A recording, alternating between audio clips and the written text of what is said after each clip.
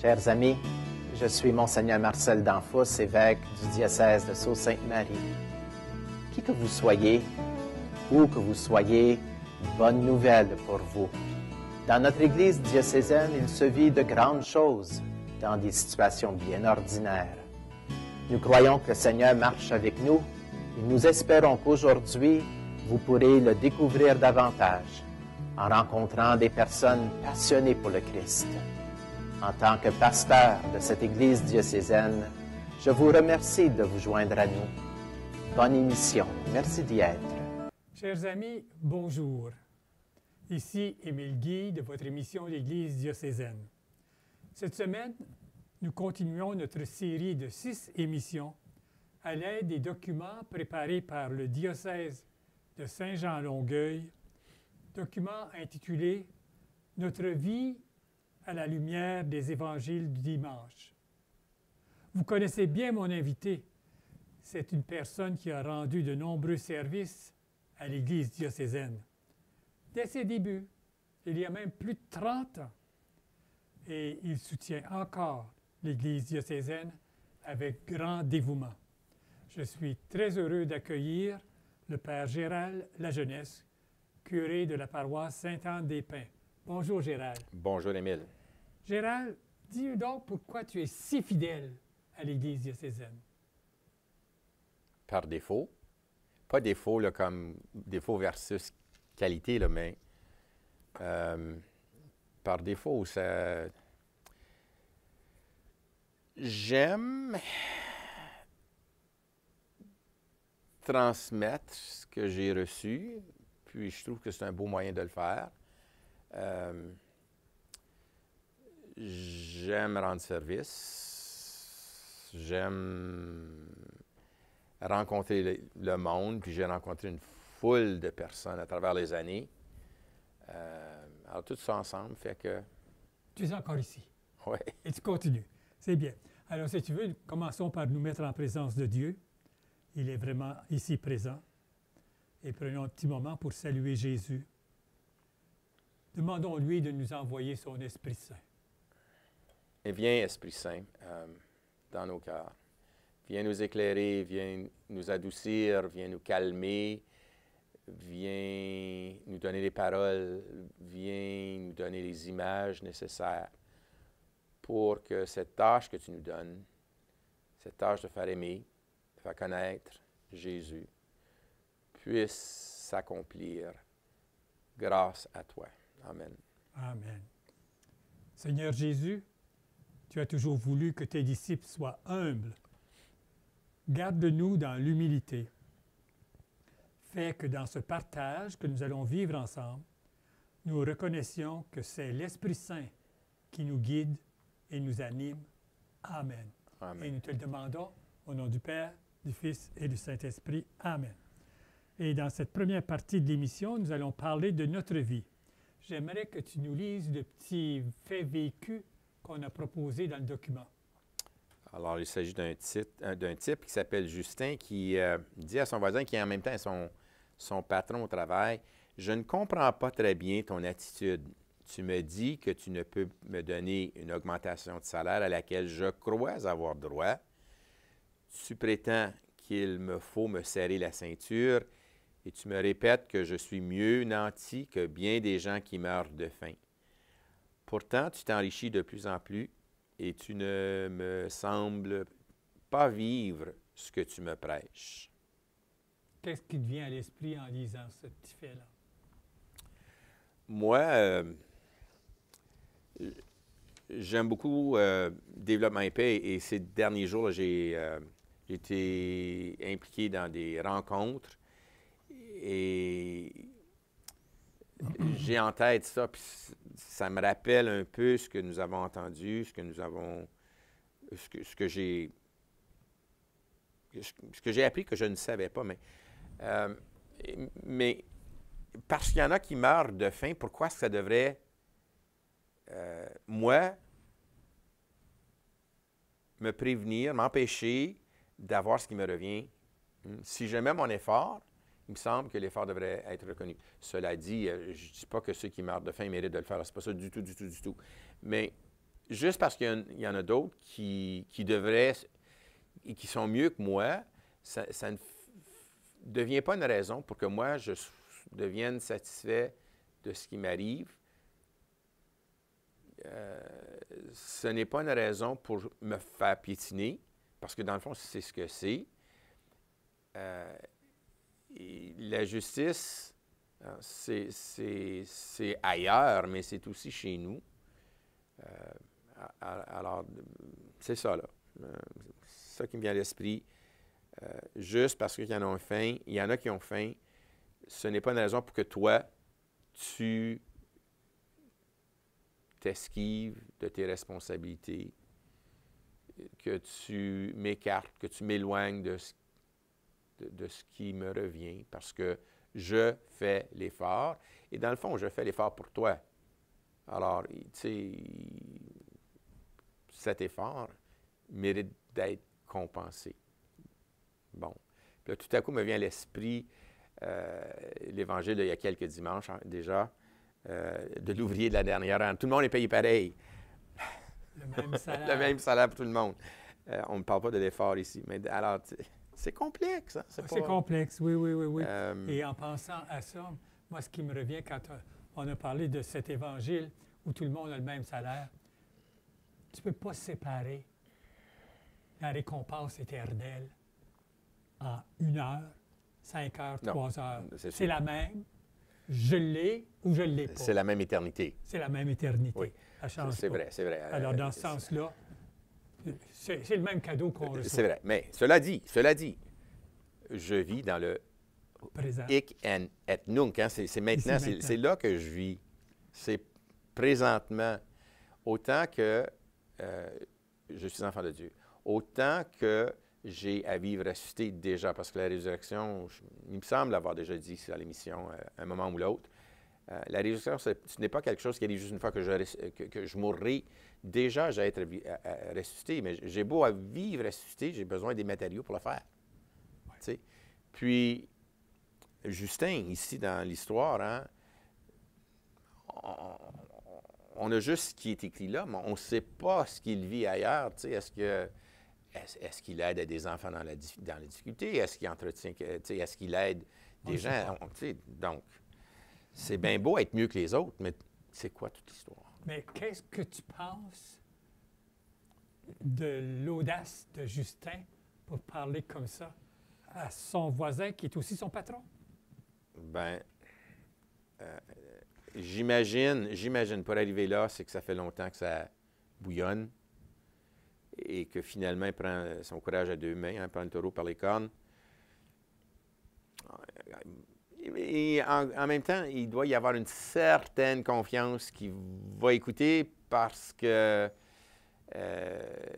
son travail peut être mis en question ici. Oh, c'est ça que tu penses d'abord? Bien, la porte est là, si tu n'aimes pas ça. Hein? Alors, il doit compter quand même sur une certaine réceptivité. Mais tu sais, des fois, on fait des choses et on ne s'en rend pas compte, à moins que d'autres nous le montrent. Donc, il se pourrait que le patron ne s'en rend pas compte. Bien, je suis bien assez...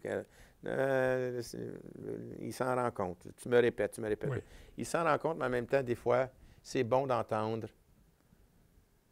Puis moi, je trouve que Justin a du courage, puis de l'audace. Oui, il faut. Mais je ne connais pas son voisin qui est patron. Ouais. Ça, on ne sait pas. Et si tu veux nous lire l'Évangile du 31e dimanche du temps ordinaire, c'est l'Évangile de Matthieu au chapitre 23, versets 1 à 12, s'il te plaît. Alors Jésus s'adressa aux foules et à ses disciples. Il leur déclara: les scribes et pharisiens enseignent dans la chair de Moïse. Donc, tout ce qu'ils peuvent vous dire, faites-le et observez-le. Mais n'agissez pas d'après leurs actes, car ils disent et ne font pas. Ils attachent de pesants fardeaux, difficiles à porter, et ils en chargent les épaules des gens, mais eux-mêmes ne veulent pas les remuer du doigt. Toutes leurs actions, ils les font pour être remarqués des gens. Ils élargissent leurs phylactères et rallongent leurs franges. Ils aiment les places d'honneur dans les dîners, les sièges d'honneur dans les synagogues et les salutations dans les places publiques. Ils aiment recevoir des gens le titre de rabbi. Pour vous, ne vous faites pas donner le titre de rabbi, car vous n'avez qu'un seul maître pour vous enseigner, et vous êtes tous frères. Ne donnez à personne sur terre le nom de Père, car vous n'avez qu'un seul Père, celui qui est aux cieux. Ne vous faites pas non plus donner le titre de Maître, car vous n'avez qu'un seul Maître, le Christ. Le plus grand parmi vous sera votre serviteur. Qui s'élèvera sera abaissé, qui s'abaissera sera élevé.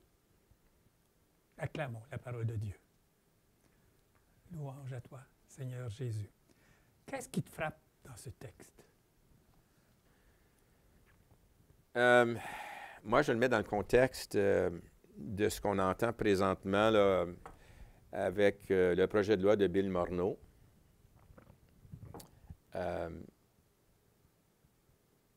Et toute cette question de revoir la fiscalité, puis qui a été très, très contestée. Puis, mais c'est drôle, hein, c'est ça qui me vient à l'esprit présentement là, en lisant ça aujourd'hui. Il est bien placé, tu sais, et il essaye qu'il y ait un taux d'imposition équitable, mais en même temps, hein, il veut que ce soit équitable pour lui aussi, lui qui a de l'argent. Et maintenant, le projet de loi qu'il apportait, il serait taxé les petits propriétaires. Je dois dire, je ne suis pas tellement connaissant de toutes les choses. Et puis, ce qu'il cherchait à faire, c'était de régulariser des situations où il y avait eu des abus. Mais quand il y a un abus, pourquoi est-ce qu'on punit tout le monde? Bon, alors, pourquoi est-ce que les scribes et pharisiens mettent des fardeaux sur les épaules des autres ou eux-mêmes ne sont pas prêts à les prendre sur leurs propres épaules? Je trouve que les paroles de Jésus ici vont très bien avec tout le débat que nous avons eu ces dernières semaines sur les nouvelles lois de fiscalité. Et c'est malheureux. Puis je ne veux pas juger, là, je ne dis pas que c'est le cas de M. Morneau, hein, mais on a eu tous ces scandales il n'y a pas longtemps où les gens avaient des montants d'argent qui étaient cachés dans les paradis fiscaux et tout. Ça a été dénoncé avec, pas Wikileaks, mais j'oublie là, le nom, mais enfin. Et on était surpris de savoir toutes ces choses-là. Mais les gens qui sont là pour nous protéger, pour le bien de la collectivité, dans le fond, ne sont pas meilleurs que ce qu'ils dénoncent ou ce qu'ils essaient de corriger. Ben, Jésus est en train de dire, écoutez, là, que vos paroles réfléchissent, pas ce que vous faites, mais ce que vous êtes. Alors, dans le fond, il demande ici beaucoup plus que des actions. Je crois qu'il demande l'être, qui tu es à l'intérieur de toi-même. Hein? Fais pas juste dire bonjour, bonjour, puis en arrière, parce qu'il dit, vous saluez sur les places publiques, mais en arrière, il ne dit pas là, mais si les gens sont le moindrement imaginatifs, ils vont vers devant eux, des courbettes, puis derrière eux, c'est le coup de couteau. Alors, la grande distinction que tu vois, là, c'est la différence entre l'être et le paraître. Hein? Oui. Mais pas juste paraître aux yeux de tout le monde, mais que je vive exactement qui je suis. Et des fois, on dit que les babines, que les bottines suivent les babines. Il ne faut pas que ce soit l'autre, c'est bien difficile. Alors, que ce que je fais, c'est la même chose que ce que je vis. Hein? Je dois le vivre et non pas juste le faire pour paraître. C'est ça. Et c'est très important. Il y a aussi, personnellement, je trouve toujours difficile, ne vous faites pas non plus donner le titre de maître, car vous n'avez qu'un seul maître. Et moi, j'ai toujours eu beaucoup de difficultés à me faire appeler père. Et Jésus le dit ici, hein? Mais moi, tu as de la misère avec ça, hein? Moi, j'ai beaucoup de difficultés avec ça parce que c'est vrai, nous n'avons qu'un seul. seul maître, un seul... Ici, c'est pas père, mais ailleurs, il dit père aussi. J'ai beaucoup, personnellement, de difficultés. Appelle-moi Gérald. Ma mère, c'est le nom qu'elle m'a donné. Mes parents, c'est le nom qu'ils m'ont donné. C'est parce qu'ils l'aimaient. Ben, j'ai appris à l'aimer. Moi aussi, je l'aime. Me Alors, faire ces appeler titres-là, père, je trouve ça dur. ce titre-là te dérange. Tu n'aimes pas ce titre-là, pour toi. Je comprends d'où ça vient. C'est par respect, c'est par reconnaissance. Alors, tu sais, j'en fais pas une guerre. Là, ça vaut pas la peine, mais je suis mal à l'aise. Je suis mal à l'aise. Et le malaise vient en partie aussi de ce que nos frères des autres églises, sœurs, disent. Hein? Pourquoi tu te fais appeler père? C'est une longue tradition. Puis, tu sais, les tout petits le font. On leur montre ça, puis... Il y a du travail à faire pour changer la mentalité et l'approche. Oui, puis je pense que ça va avec ce que Jésus dit ici aussi, hein, que tes paroles soient concordantes avec ton agir. Et moi, il y a une autre phrase qui me frappe beaucoup. Ça, c'est très important, de ne pas attacher de pesants fardeaux difficiles à porter et d'en charger les épaules des autres.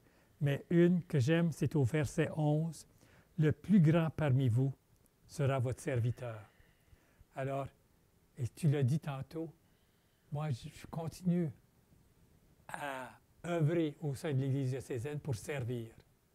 Alors, c'est pour servir. Alors, c'est de servir et non pas d'aller se vanter puis dire, bien, moi, je suis un tel, moi, je suis de telle façon. En tout cas, le service devrait, en tout cas, à mon avis, te donner ce sens d'humilité. Qui suis-je, moi? Puis ça devient une parole qu'on entend souvent, hein, qui vient du pape. Hein, qui suis-je pour juger? Je ne fais pas référence juste à cet incident-là, mais tu peux le dire à tellement de places. Qui suis-je, moi? Je ne dis pas que j'ai toujours cette attitude-là. Il faut le travailler. Pas ça. Il faut le travailler. Mais en même temps, qui suis-je? Qui suis-je? Et peut-être en vieillissant, ces paroles-là font du sens. Puis, on ne l'a pas entendu, mais à la première lecture, dans ce dimanche-là, maintenant, prêtre, à vous cet avertissement. Si vous n'écoutez pas, hein, puis ça veut dire si tu n'es pas attentif à qui est l'autre. Par ça, il y a une malédiction qui est... Mais si vous n'écoutez pas, puis si... ça continue, hein? Si vous ne prenez pas à cœur de glorifier mon nom. Alors, si tu n'écoutes pas, c'est que tu te mets le premier. Tu prends l'importance. Alors que ce n'est pas nous autres qui est important, hein? Qui sommes importants. C'est Dieu. C'est son Fils Jésus qui veut marcher avec nous un bout de chemin jusqu'à temps que nous nous rendions jusqu'au Père, hein, et qui nous donne son esprit pour avoir le courage et la force de continuer. Mais, en tout cas, il n'y a pas juste les scribes et pharisiens. Il y a de lourds fardeaux dans l'Église. Et le pape, aujourd'hui, je trouve, qui démontre tellement d'ouverture pour alléger, hein, faire de la place, être bon pour tout le monde, ne pas se regarder de nombril et se dire, écoute, moi je suis catholique, là, tout est gagné. Alors que ça devrait être le contraire. Je suis catholique, j'ai du chemin à faire. Tu sais, qui suis-je? Je n'ai pas le droit d'imposer des fardeaux aux autres. Je n'ai pas le droit de juger les autres. Je n'ai pas le droit de me penser meilleur que les autres. Je n'ai pas le droit. Je suis un avec les autres. Puis, tu sais, avec le temps, j'ai trouvé une expression qui dit un peu ce que je suis en train de partager, là. C'est je suis un frère parmi d'autres. Je suis un frère parmi bien d'autres. Je ne suis pas le seul frère. Alors, ça veut dire des fois, il faut que j'accepte d'aider à épauler celui qui a des fardeaux. Des fois, il faut que je cherche à enlever les fardeaux, les pesants fardeaux. C'est pas juste des fardeaux, là, Jésus insiste, des pesants fardeaux, difficiles à porter. Gérald, je te coupe.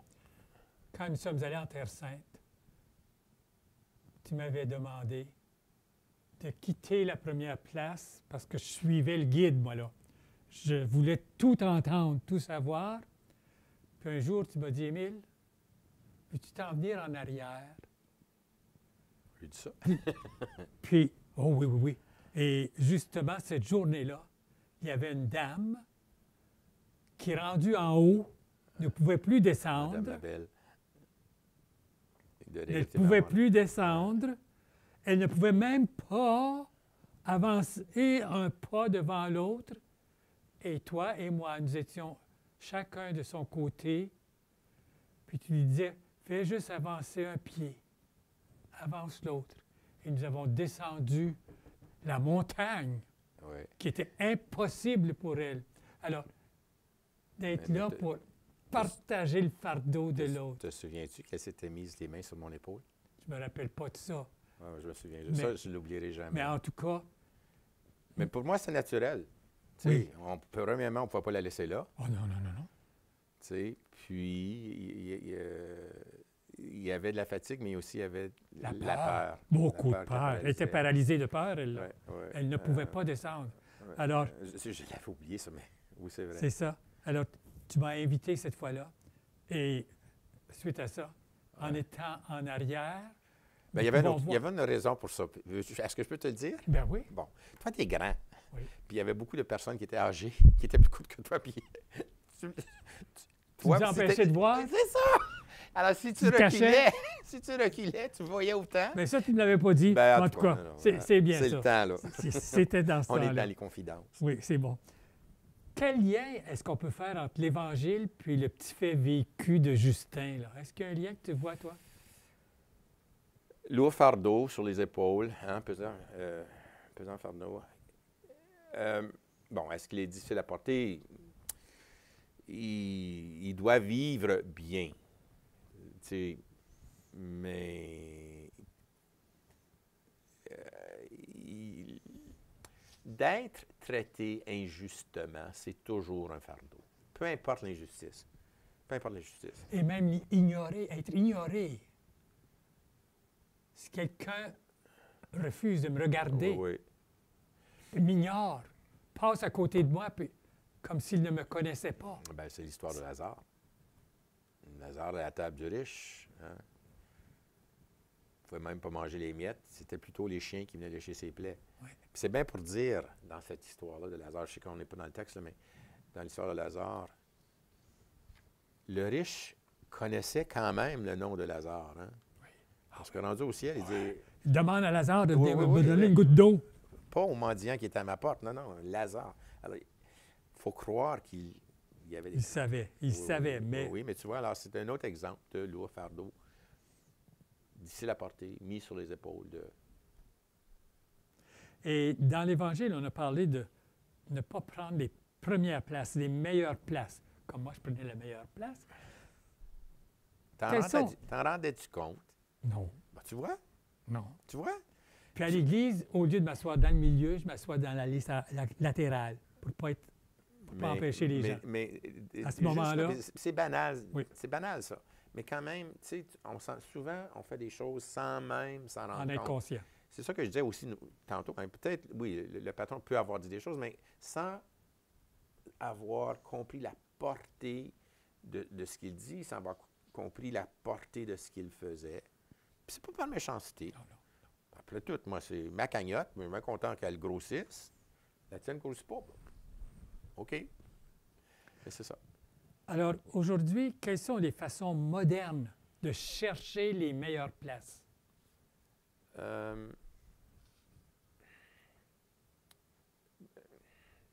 Aller avoir une maison qu'on ne peut pas se permettre. Oh. Puis on a vu ce que ça a donné aux États-Unis. on pourrait craindre que la même chose pourrait arriver au Canada. D'ailleurs, il y a des économistes qui en parlent présentement.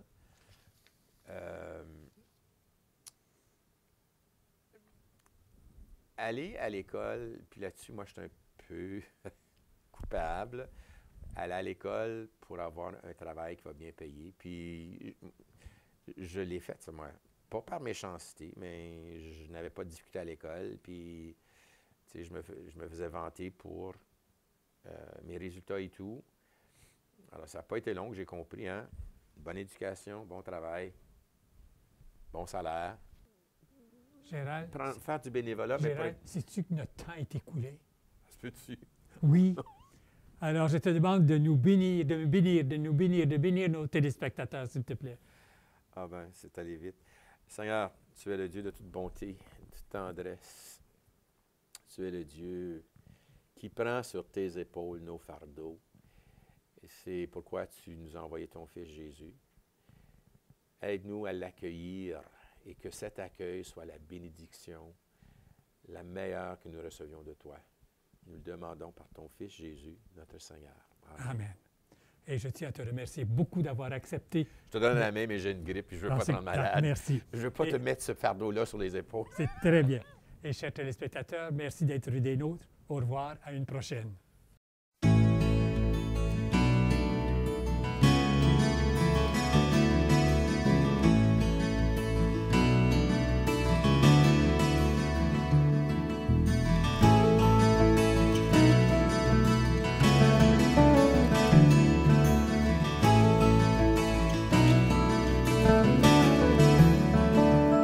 Tous ensemble, il me semble, on pourrait changer le monde de jour en jour, de cœur en cœur, par des gestes d'amour. Tous ensemble, il me semble, on pourrait changer le monde en changeant tout d'abord